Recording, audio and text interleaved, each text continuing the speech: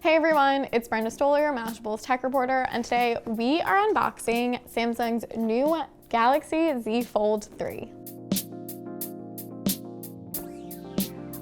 All right, so let's unbox it. Okay, it's already unfolded. Ooh, we got a SIM card. Got a T-Mobile SIM card. I'm gonna just put that one aside. Alrighty, we got the Phantom Black version. It also comes in Phantom Silver and Phantom Green.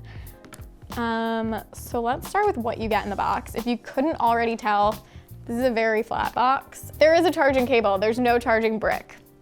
Then you obviously have some paperwork here and the SIM card ejector tool. So that's all that you get in the box: the phone, the charging cable, SIM card tool, and some paperwork with some words on it. So we're gonna put that away because it's not very exciting. More exciting part is the Fold 3. So here we go. Oh, this is not going as smoothly as I thought. All right, and we did it.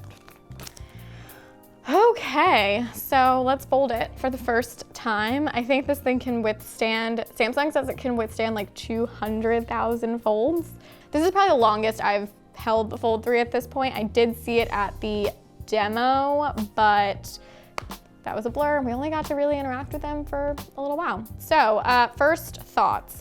It really doesn't feel that different from the Z Fold 2. I think it's a little bit lighter, but you can't really tell.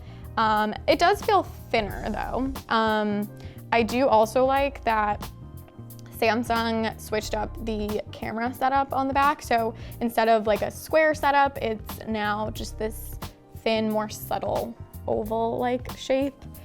Also limits the camera bump too, so it doesn't wobble as much, which is nice.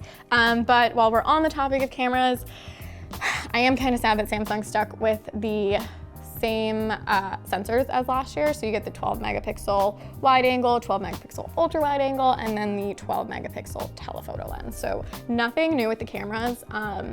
There is an under display camera sensor on the main display though, but we'll get to that in a second. A little bit more about the hardware.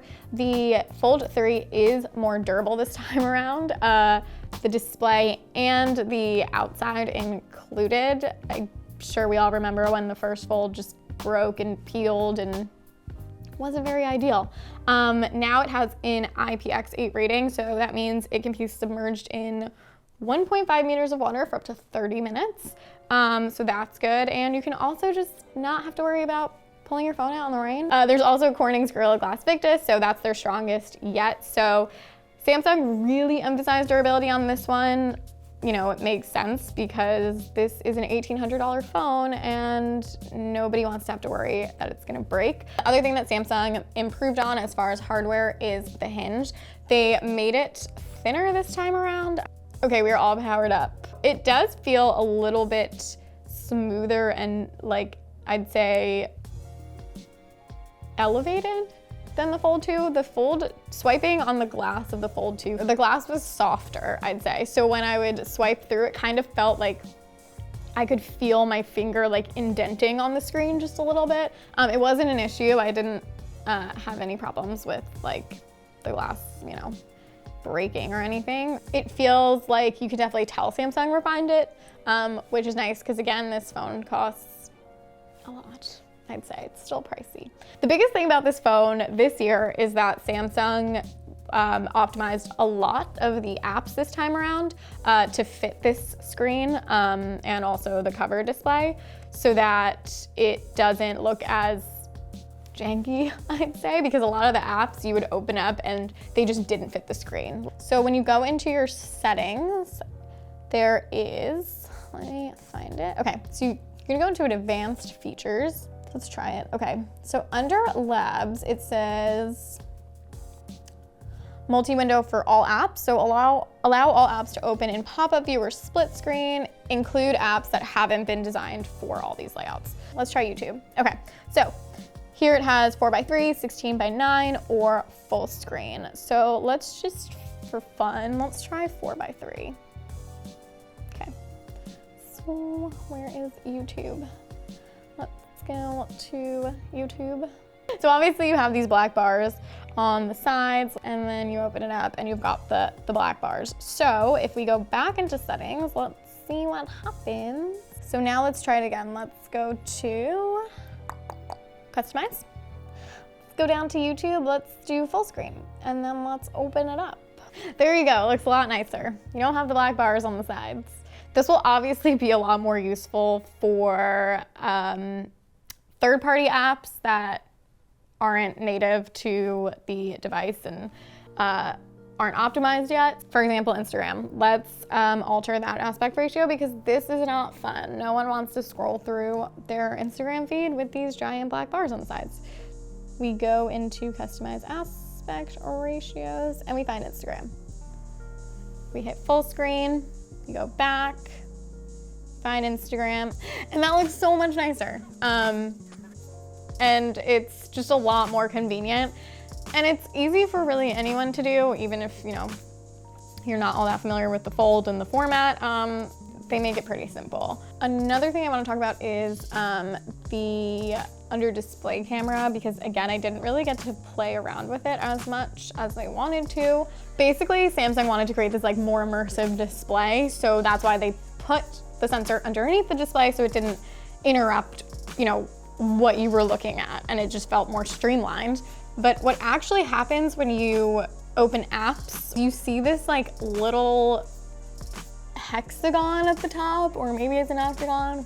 You still see the outline of the sensor. It's really only hidden if the background is darker, I'd say. So right now there's like the black at the top, so you can't see it.